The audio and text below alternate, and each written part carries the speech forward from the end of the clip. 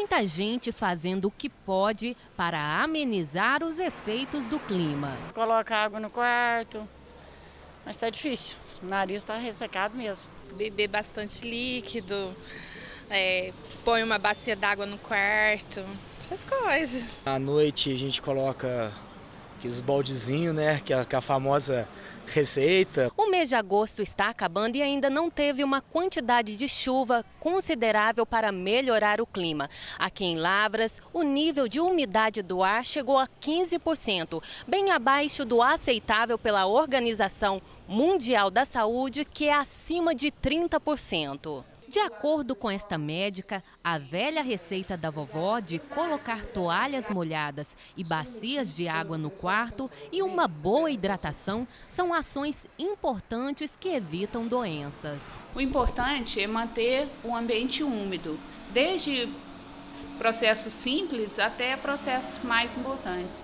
A umidificação pode ser feita através de colocar vasilhas com água no quarto, né, principalmente à noite. Colocar toalha molhada perto da cabeceira da cama, são processos que já ajudam bem. Boa hidratação, né? É importante que tome bastante água, bastante líquido nesse período. As vias aéreas superiores, é necessário umidificá-las através de ou lavagem normal com soro fisiológico, ou então através de aplicação de spray de soro fisiológico nas narinas.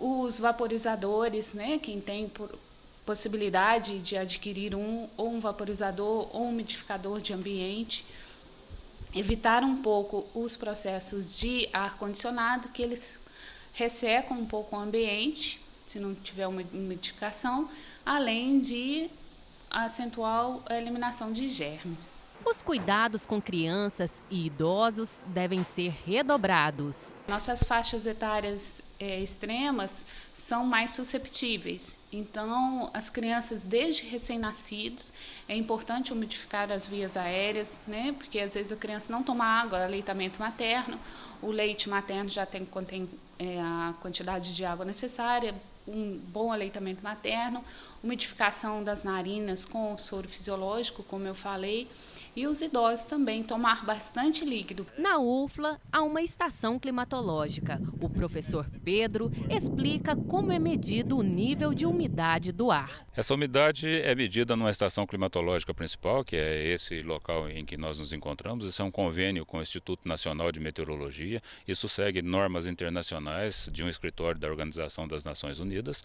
E nós medimos isso praticamente de duas maneiras. Nós temos aqui um conjunto de dois termômetros.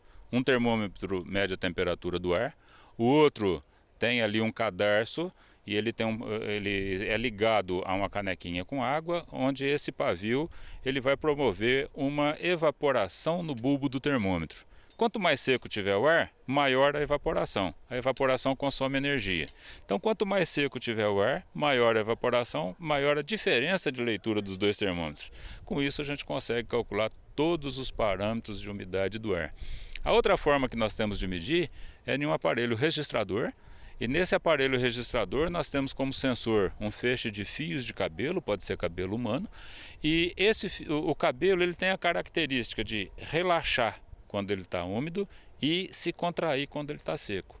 Então essa movimentação, por um sistema de alavancas, ele vai sendo registrado num tambor onde tem um diagrama com uma escala de umidade relativa. Então aí nós temos um registro contínuo, 24 horas por dia, todos os dias do ano, nós temos o registro então da umidade relativa e sua variação ao longo do tempo. De acordo com o professor, a agricultura também precisa de muito cuidado neste período. A agricultura nessa época ela vai existir se nós tivermos um suprimento artificial de água. Então nós só conseguimos ter uma agricultura anual, né, de culturas de ciclo curto, se nós tivermos um sistema de irrigação.